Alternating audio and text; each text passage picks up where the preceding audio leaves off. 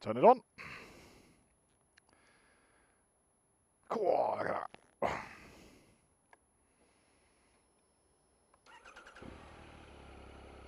Lovely.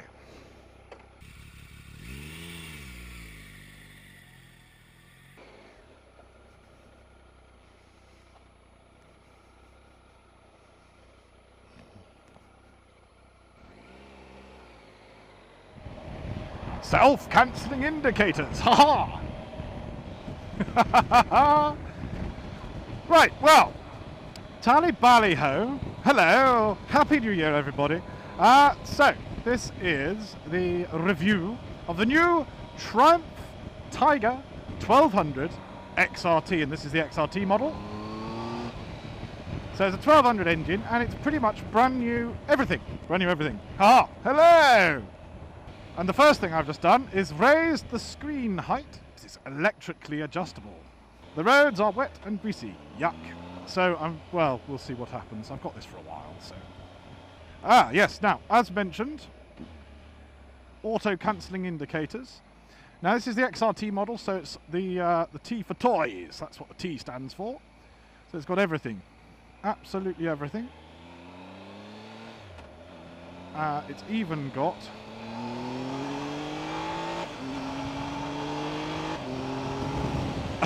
quick shifter up and down. They call it gear assist. 6 gears, lovely. Gear indicator, speedo. Everything on this model is standard for this model. There's no extra accessories on this. And this model, the XRT, is 11 kilograms lighter than the outgoing model, but it's £1,000 more than the old 1200. Now, the old 1200 used to be called the Explorer. Triumph don't want that anymore. They've decided, because it's the Tiger range, you've now got the new Tiger 800 coming out next month. And you've got the Tiger Sport, which is the 1050cc engine. And you've got this, the Tiger 1200. That's what they're calling it, the Tiger 1200. It comes in lots of different formats. Comes in the XR mode, which is the bottom of the range. Then the XRX, and the XRT, and the XRX Low. They're the 4 road-going models. And there are 2 off-road models now. No longer the XC, which was the standard off-road model. It's now the XCX and the XCA, just the 2 off-road ones. Let me think, hang on, no, the XRX is £600 more than the old model. And this model, but as I said, the top range is £1,000 more.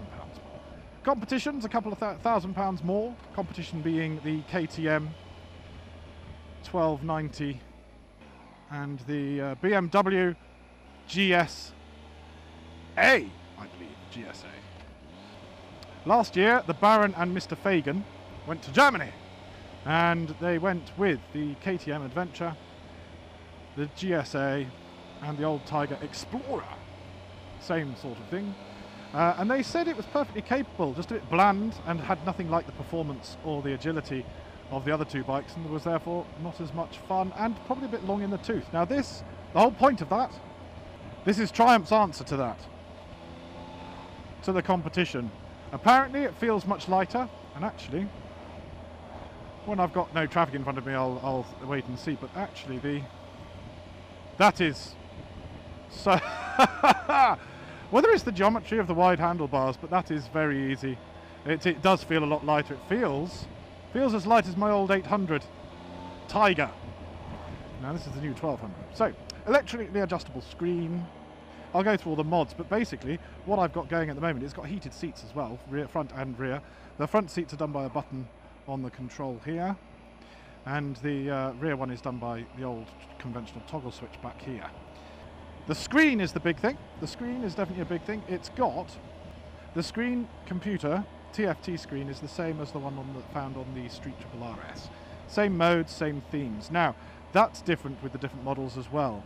The standard XR, the bog standard one, which I think is £12,200, that has the old Tiger dials, whereas the XRX and the XRT comes with this TFT screen. Now the XRX just has one theme with 3 different screen modes. This, the XRT, has 2 themes with 3 different screen modes in each, so 6 different screen displays. You change that by pressing the home key, and don't think you can press the home key whilst travelling along, but I can change the suspension on the roof, and I think I can change the screen. There we go. So this is style 1 of theme 1. This is style 2 of theme 1. And this is style 3 of theme 1. Oh, not bad actually with the sun on it. I could still read it. Not bad reflection. I quite like this theme actually. Sorry, I quite like this style of theme 1. Yes, I do. Right. Excellent. You can also have it negative, so you can have it black on white. And it also changes automatically when it gets dark, so it doesn't get too bright. I'm not getting enough airflow in my helmet with this screen the way it is. But you don't need to press the clutch at all. Now apparently there's an optimum rev range for changing gears without the clutch, but for the moment...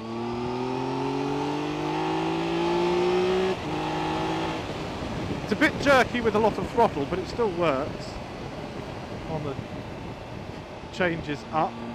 So 6 gears, you've got the gear indicator there, you've got the rev range, you've got speedo, you've got whether you've got heated grips on. I've got the heated grips on medium, which is actually a bit too high for me. I want them on low.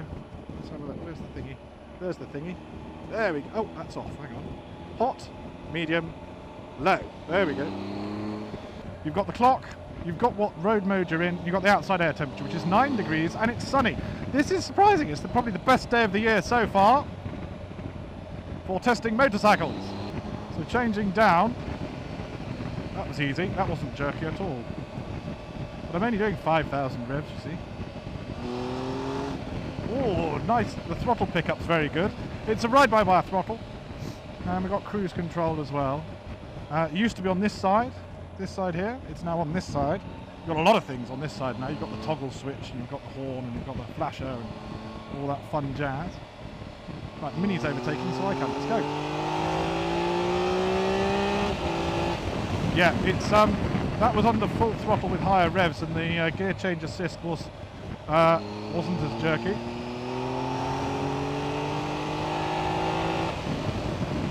Yeah, it goes on along like a lovely old lick. It is. The arrow can is standard on the XRT, probably. Well, the XRT is a bit lighter as standard. But they've done lots of fettling in the old engine. And the engine is lighter, with a bit more oomph and zip. I'll get into the specifics on the walk around. But actually, this is a greasy, wet road, country road, mud everywhere. And I'm giving it full beams and everything's fine. It's got traction control, electronic suspension. Here's some more mud. Hello, mud. Thank you very much. That's it. Just get that on my tyres. Huzzah! And you don't even need to blip the throttle on the gear changes. And I have to admit, sometimes on these Tigers, your knees are splayed out and your toes are pointed in to change the gear, and so you feel a bit awkward. You have to put your heels out to get your toes in, blah blah blah. The gear change lever is in just the right position, right under the toe, and it snicks in nicely. It's not as clunky as the old outgoing model, and it's not as heavy, and it's not as much travel either. So it doesn't feel as agricultural as the outgoing model, and it feels much lighter. This is a big departure from the outgoing model. I think the Baron and Mr. Fagan are going to be impressed with the upgrades. I'm not sure it still lives up to the BMW or the KTM, but it's got plenty of zip. Oh!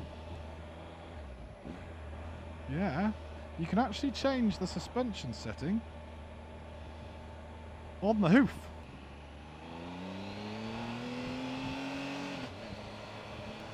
I'm just going at a steady speed now in second, and I changed gear, and that wasn't a jerk at all.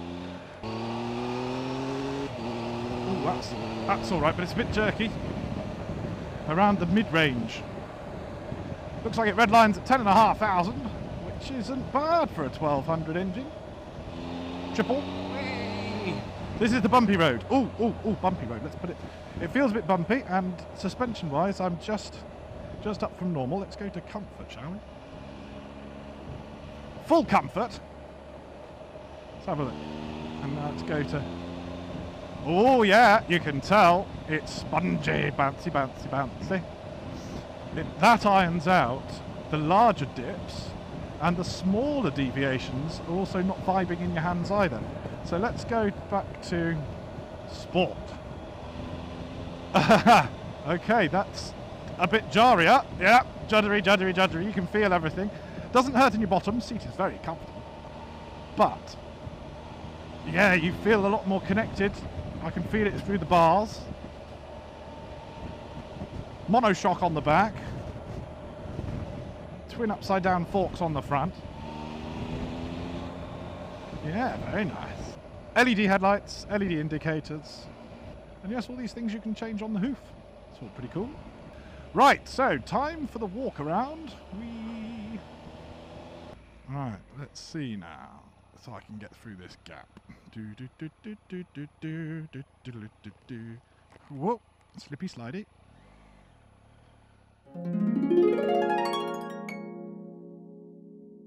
Right.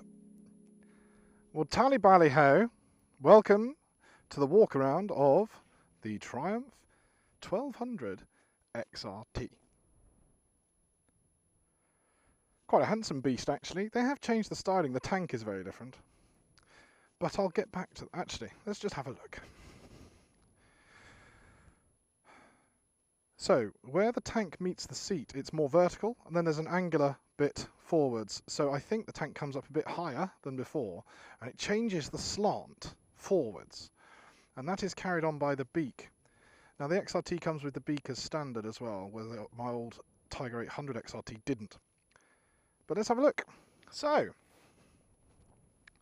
you've got LED lights all round, LED indicators and LED fog lights as standard. Everything on this one is standard to the XRT model, which is the top model.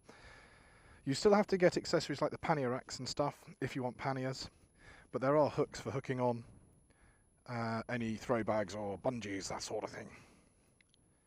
So there's a lot of subtle Triumph branding, or maybe not so subtle. The mirrors, for example, have got, there's the subtle Triumph logo on the wing mirror. And you've got Tiger 1200 behind the adjustable, electrically adjustable screen. The T in the middle of the headlights.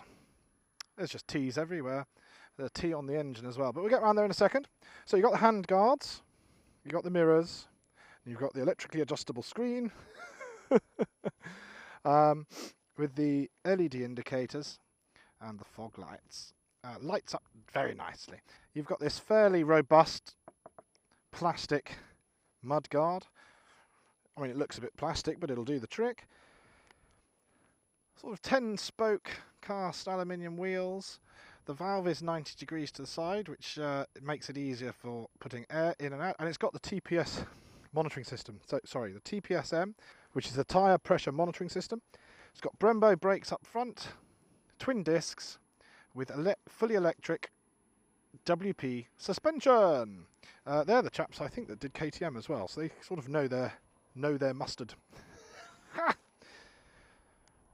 Great big Triumph bit here. I like the flashes actually, the finish of everything. Again, the same mudguards were on my Tiger 800, but I like the way it's sort of a matte, rough finish here with a gloss finish here, then back to matte again.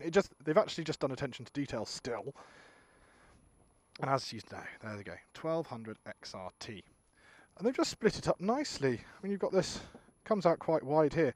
Now, the old Explorer, this isn't an Explorer, but it's the replacement for the Explorer, had these fins here for diverting the airflow. And they really do work. They bring the air over your knees and over the handguards as well.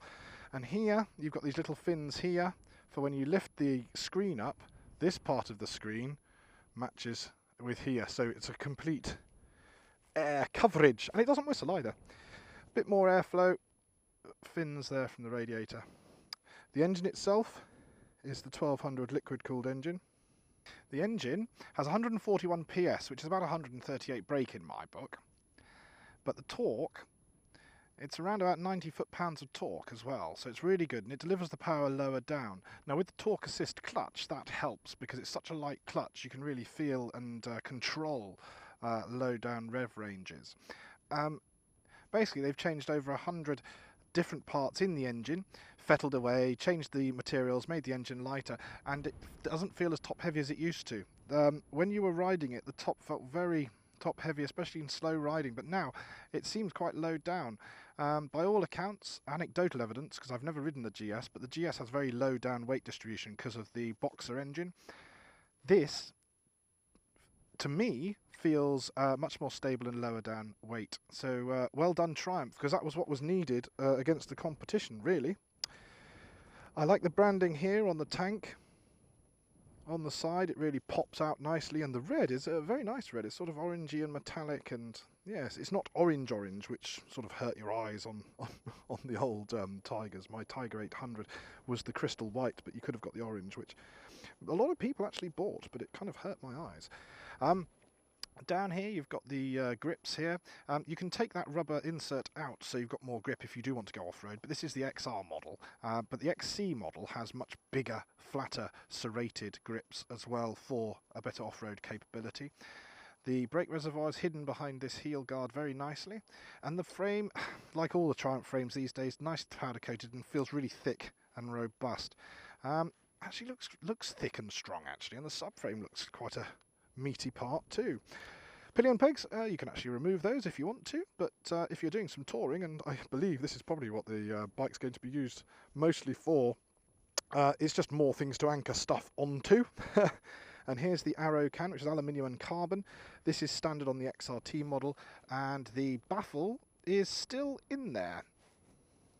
Here we have the keyhole for opening the little pillion seats. Now underneath there is just a little toolkit, but that's heated as well, and you heat it by this little rocker switch here. And I don't know, I mean, heated seats, I had them on my XRT, my 800, and I sort of poo-pooed the idea, who needs heated seats, but they do make a difference in cold weather. They do tend to keep your core warmer. If your bottom's warm, your core's warm, is the way I like to think of it, but yes, let's not, maybe. So, yes, it's all in there. Now, this is the keyless model, so I've got the key in my pocket.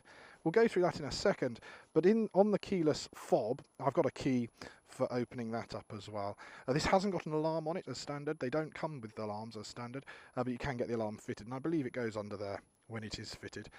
You need an extra top box rack that replaces this. When you get a top box as well, and these are the sort of hooks for putting bungees on, but they're not part of a pannier rack system because you still need the framework. On my 800 XRT that was standard, but on this they've decided it isn't. Maybe people just didn't use it as often. And the shaft drive, there it is in all its glory, with the cantilevers sort of guider there. And it's got the brakes on there. It's ABS, traction control, and all that jazz. The sidearms are easy to get to, and it's got a centre stand as standard as well. Now let's have a look at the monoshock if we can. That is in there somewhere. And again, just WP suspension. There we go. Can't really get in there, but that's all there as well. Fully electronically adjustable. We'll go through the modes in a minute. This side, you can't see much of the engine actually, because you've got the coolant tank there under a bit of plastic, and of course there's the differential, is it? CV joint maybe, for the shaft drive there. And we're back to this side. The levers are standard. Not that adjustable, but they are adjustable. 4 steps adjustable, and it's got it's very, very light with that, what they call a torque assist clutch.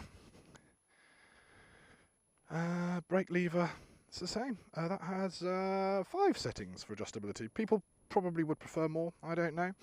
And that is basically the bike there. Handsome beast. It looks quite big and heavy, but it really isn't. This is, as you can see, quite muddy with fairly standard tyres on the back, and it was a bit slippy slidey, but no, it's perfectly doable. I haven't dropped it yet. Right, so there we go. Time to have a look at the modes, shall we? Lovely.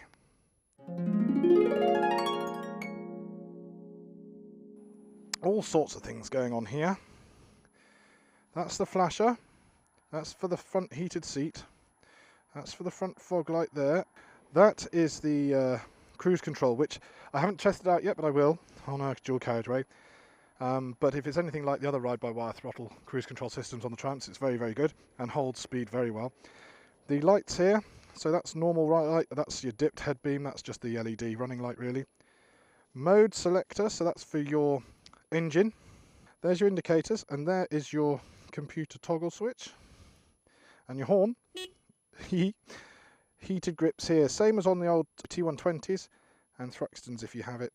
There's a little button there, it's very easy, very accessible. This side, there's the home button, that's for getting into the deep settings. You can only get in there when you're stationary. The new rocker switch, to turn the whole thing on, you press that, the standby button, the same as on remote controls. That turns it on, then you rock it, and then you start it. Hazard lights, again, it's not a Harley, shouldn't need them.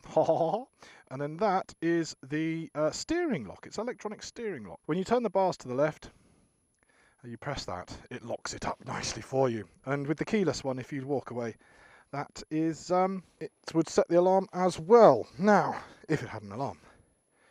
So here is the keyless entry fob. It doesn't seem to be an accessory on the other models, so you only get it on the XRX and the XRT, not the bottom base XR model. But it's alright, it's a bit like a car one. And then if you want to open the boot, as it were, that's the key. You get one master one like this, and you get another sort of skeleton key type thing. This paint is lovely, look at that. Whoa. Right, now, again, you've got the bars that are sort of powder coated, very nice, thick paint, or feels like a thick paint coverage of the Triumph logo there. So, now, what shall we do first? So, let's go through the screen modes again. You've got all the information there. You've got range to go, you've got your average miles to the gallon, you've got instantaneous miles to the gallon, you've got the time of the far until you've reset it, average speed, there's your 157 miles, that's trip 1, that's your petrol stuff, that's your screen. So let's go back to style 1. So you sort of use the toggle switch and press it to enter. That's your bog standard one. So as you can see, the twisty road thing is at the top left, that's our ride mode at the moment. Time, outside temperature, and fuel gauge. Style 2 is like that, and style 3 seems to be just what your preference is, really. Now, they're all the styles you have on the TFT screen on the XRX model, but this model, the XRT, has another one. So if you go press the home button down here, then you've got this sort of extra bit here that you can set up. Now, display setup, watch this, you've got all sorts of things in here. Units, clock, date, gear shift indicator stuff. Oh, what's that? Running in, disabled, oh, okay. Date, clock, units, language, visible tray, what's available in what you want on the screen. Now, theme, this is what the XRX doesn't have. You can go into theme 2, just like on the Street Triple RS, and you have 3 more styles. So, press the home key. Style 1 of theme 2. Style 2 of theme 2, where it sort of mirrors out the revs either side. And style 3, apparently that's like the Ducati version, yeah? I actually like, but that's just me. Let's go back to display setup, theme 1. And I think, I can't remember, did I have style 1 or style 3? Let's press the home key up again. I think I like style 3. There you go, fairly standard. Gear indicator at top right. Now, if you were to put on the fog lights and things, they come up, you have to turn the lights on, it comes up there, see? So let's turn those off again because I'm not running the engine, don't want to flatten the battery whilst I'm sitting here. Also things like heated grips, they come up on the screen there. See, hot, medium, low and off. And the heated seat setting as well. Hot, not so hot, off. So there's only 2 heating settings on the seat, but 3 on the hands. So that's how I've got that set up. Now if you turn the toggle switch to the right, you get the screen adjust height. Ooh. And look, that's where those fins sort of airflow meet the base of the screen to get more airflow, to stop the airflow around you. I'm going to raise that up because that's where I had it when I was riding, and it also means it's quieter so you can hear me better. Not sure if that's a good thing or not. Now this was where I was changing the suspension. I'm not going to do it while I'm sitting on mud, thank you very much, but you just toggle it up and down. And then we're back to the trips. Now, so modes, I'm going to press this mode button here. This should be the engine management modes. So there we go. So we've got, I think let's start off with normal road, twisty, mountain, I think that's probably off-road, yes, rider mode, and rain. Now, if I go to rider mode, I can't change that. So what I do is I press the home key again and go deeper into it. So here we go. Riding modes. Rider, rain, sport. So now we can see what the defaults are. And you can always, if you cock it up, reset all to default. So let's start with rain. In rain, we have ABS on road. The engine map is in rain mode, which is so it's reduced power. Traction control is in rain, so you've got lots of traction control, maximum traction control. TSAS mode, so that's just where you want it, so kind of rider movable. Road, ABS, road, map, road, traction control, road, there's a theme here, and TSAS mode, so that's rider again. Sport mode, so ABS is road, so it doesn't have a sport mode on the ABS. The map does have sporty, lovely. TC traction control is in sport, so it's probably reduced. TSAS is back in TSAS mode.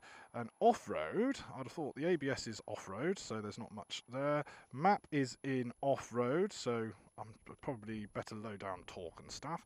Traction control off-road, so it's predetermined setting, and that's off-road. So going to the rider, let's have a look. So ABS, you get the choice of road or off-road. Let's keep it road, shall we? Map, let's make it sporty.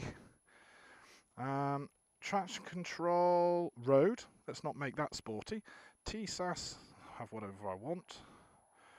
And style select. Oh, you can actually have it so however you want it. Lovely. So rider mode is that. Bike setup, TSA shift assist. You can enable that, turn that off and on. Hill hold is enabled. Indicators, auto basic, auto advanced. Gosh. I won't bore you with that, you read up on it. ABS enabled, traction control enabled, service in 334 miles, or you can change it, or you can reset it yourself. Ooh, naughty, naughty. Trip 1 reset, trip 2 reset, display setup we've been into, reset all to default. So that is the main menu from the home button. All right, everyone got that?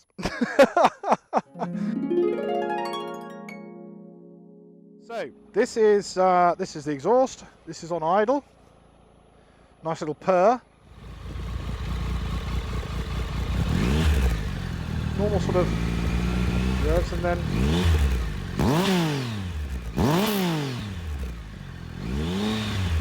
that'll do. Lovely.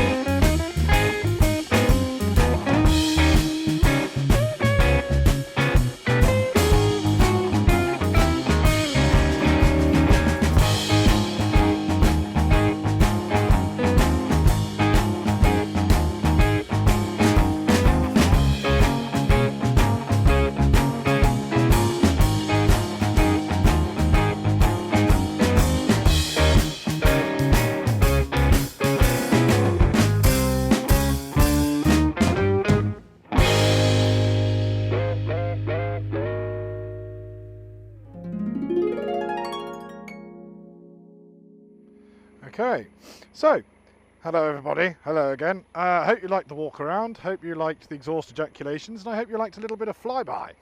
So as you can see, the hazard lights are working.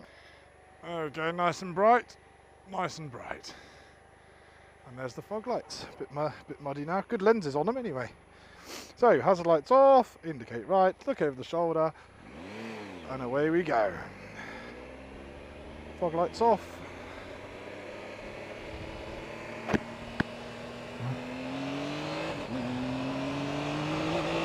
Whoa! Fun, fun, fun. Now the issue is, with the screen, my helmet fogs up, which is a bit annoying, but never mind. God, that's rapid. That is rapid. And now I'm mindful of the fact the road is wet and greasy, and I've just got mud all over the tyres from doing the walk around in not a particularly clever place, let's face it. Let's go and find some dual carriageway, which will, to be fair, be the main habitat of said vehicle. But very good wind protection, that's the whole problem. It's a nice burble. It's got a refinement lower down where you're just going along. It's not jerky on the throttle or anything like that. Then it's got a sort of raughtiness when you give it some throttle. It's not loud, it's not excessive, it's just a nice, hello, I'm there. A reminder that you've got an arrow can on the back. And this is just at low revs, so we'll see what it's like when I open her up properly on a dry road. Yes. So I've got it in rider mode, and if I remember correctly, that's sport map with road, traction control and ABS. Gosh, what a beautiful day. It's a lovely day for a ride. Well done me. And actually it's a warm, comfortable motorcycle. Comfortable. Wee boing. Where have I got the suspension? It's bang on normal. Yeah, that's alright for these sorts of roads, these bumps. Yeah, much lighter than the old one, chaps. Much lighter.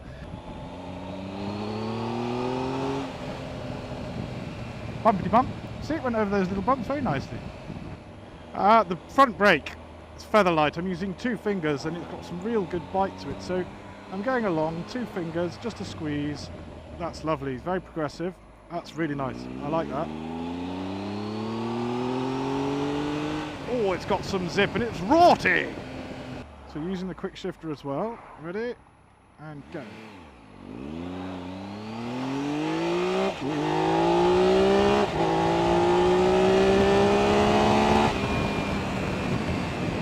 Well, that'll do. Got a good sound to it, hasn't it? Yes.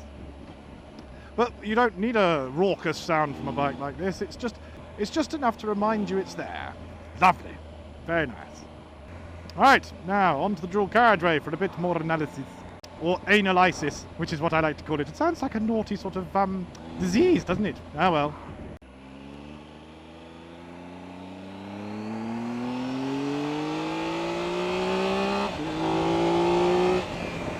Oh, rorty. Lovely. Very nice, very nice.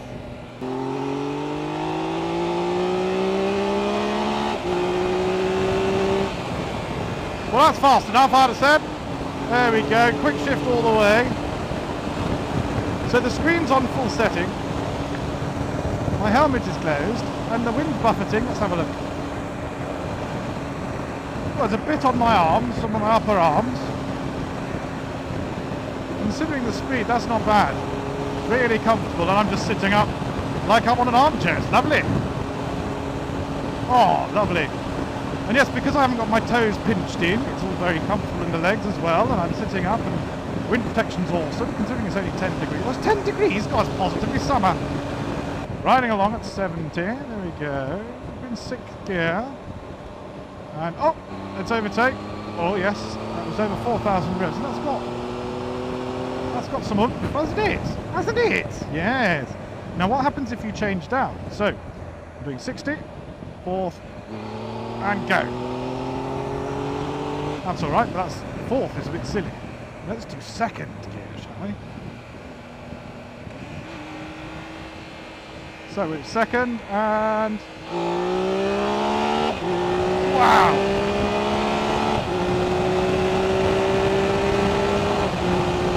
Wanted to wheelie, didn't it? Ha ha ha! That's bloody funny. But that's not what this is for. So, let's do a sensible sort of touring speed. Most motorcyclists with panniers, luggage, going long distance, let's do 75. So, let's turn on the old cruise control. There we go. And it says here, set 73 miles an hour at the bottom of the speedo. Can you see? Look at that. So, 75. Changed immediately. 80. Changed immediately. Back down to 75. Look at that. It's keeping, it's quite a windy day today. Being a bit blustered about. Going uphill now.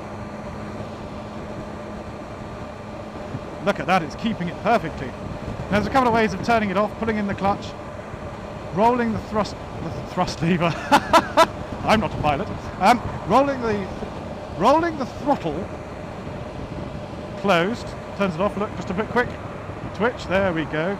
And then to restore, press the restore button. It goes back to it. Lovely. So you just press the set button twice to set it, and then it's plus and minus, up and down. Very simple system, but works a treat. You haven't got about 4 different buttons for the same thing like you do in cars. So I suppose the only thing that's missing is a sat nav. You can get one. You can get a Garmin thingy here, and there's a power socket there. See? For plugging it in. And there's a power socket on the back as well. Now, the old XRT had 1 up the front and 2 up the back. That sounds naughtier than it should be. But this one's only got 1 up the front and 1 up the back. Much more sensible. So, you can charge whatever you want using a rubber grommet in the back top box whilst going along. You can obviously put, I think it's an uprated alternator as well, so you can power more junk. And here, you can obviously put an extension and 3-way on here. 3-way, see, there we go, I'm talking about 1 at the front and 2 up the back, and a 3-way now, blimey. This is going south rather quickly, isn't it? So, you've got a connection there for charging whatever you want on the front. Yeah. So there we go. Fairly comprehensive. This has probably dragged on. It's probably going to be out of a 40-minute video, so I do apologise. It's nice to be back. I'm glad to be out on the bikes again. And tally bally ho, Happy New Year. I hope you've enjoyed this review. Any comments, anything I've missed, or advice, please write in the comments below. Like, share and subscribe, please. More reviews coming. Next reviews will be the Speedmaster and the Bobber Black. Yes, looking forward to the Speedmaster. 1200. The old one was an 865 air-cooled. This is the Thruxton engine. A bit down-rated, but in a Speedmaster cruisery type Harley sort of form. I should love that. We shall see. Anyway, tally bally ho, enjoy, ta-ta!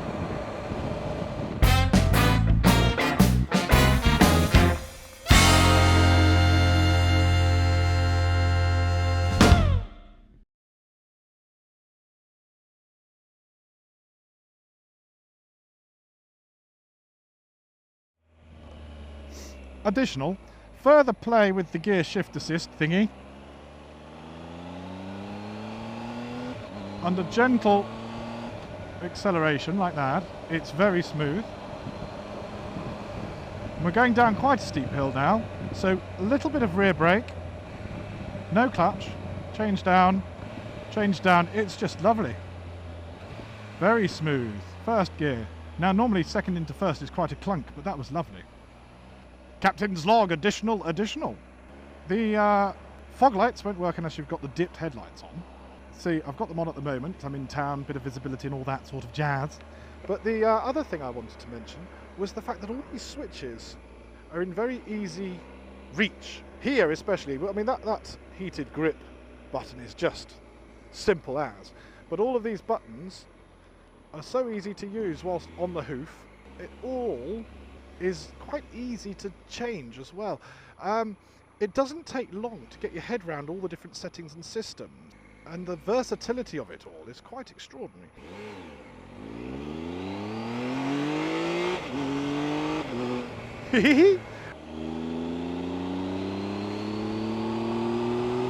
I'm really starting to open this up now. It's really enjoyable. This is low revs. That's ridiculous. Everything is in easy reach, and that's what's made this so much fun, because it's so easy to use. It feels very stable in the corners, but you've also got that very light throttle that just a little bit of movement and it wants to go. It gives you a lot of confidence. Change gear mid-corner. And it's so easy to lean over. Look at this. Not leant over much, to be honest, but yeah, that's good fun. Oh, another little thing that makes me happy, and this is going to sound very sad, is that, you know, on some cars, when you have the indicator, the green little arrow comes up on the dashboard. Sometimes you've got them both right and left on the right-hand side, or right and left on the left-hand side, or just two little arrows together, so you don't really know which indicator's working. Now what's good about this is, look, the left arrow is on the left, and the right arrow is on the right. So we're on the motorway now. Very comfy, cosy. Oh, not cold at all. I haven't got the heated grips on, I haven't got the heated seat on. I don't want burnt bollocks after all. But I feel like I've got plenty of poise and presence, nice and high up and wide and commanding. Service intervals. 10,000 miles, not 6, so that's a better thing as well, but that's now the standard Triumph service interval. But that helps keep costs down, doesn't it? Yeah. So every big service is 20,000 miles. Yeah. Captain's log additional, I think. About the sat-nav, actually, because it hasn't got its own integrated one like on the BMW, you've got a choice of sat-navs. So you have a choice. Isn't that good? And it's nice to have fully integrated, I'm sure. But actually, you've got more choice over what sort of system and user interface and software you have. Alright. Maybe that's where Triumph were going, or maybe they're just being lazy. Who knows? Quite refined, but sporty at the same time. I like it. It's kind of what you want, I think. A bike like this, where you can just eat up the miles and go long distances. I mean, the seat, I've been on it for what? 2 hours now, and it's lovely. I know, I've got the suspension set at normal, and these country roads just whizzing by. It's very nice. I mean, we know it's good on the dual carriageway, if a little boring. But you can see the damp patches on the road, maybe. There's definitely a dry line where the tyres have been. Awful lot of oil in the middle of the road on what we call the sump line. Sort of the power sort of comes in at 4,000 revs. It just starts to surge more and more and more and more. But it's having a linear increase. Very nice. There's no jerk at all. It's very smooth. It's got all you want. It's just comfortable and it's easy. And I think having the light controls makes it a much better bike than the last one. And it's so light to manoeuvre as well. I'm not tired at all. I'm not out of breath. Throwing around a bigger bike is normally harder work, but this it's not like I'm sitting on a motorway, is it? Doing nothing. And that's quite a steep bit of hill there, and I had full confidence on this wet road to brake quite firmly. It can be aggressive if it wants to, woomph! But it's not intimidating at all. Lovely. Ooh, you get a much smoother upchange if you just twitch off the throttle a little bit as you do it. Had one up the front and two up the back. That sounds naughtier than it should be. But this one's only got one up the front and one up the back. Much more sensible. What a lovely day. What a lovely day for a ride. What a lovely day for a ride. It's riding day, it's riding day. What a lovely day for a ride. Bye! Yay! Woo!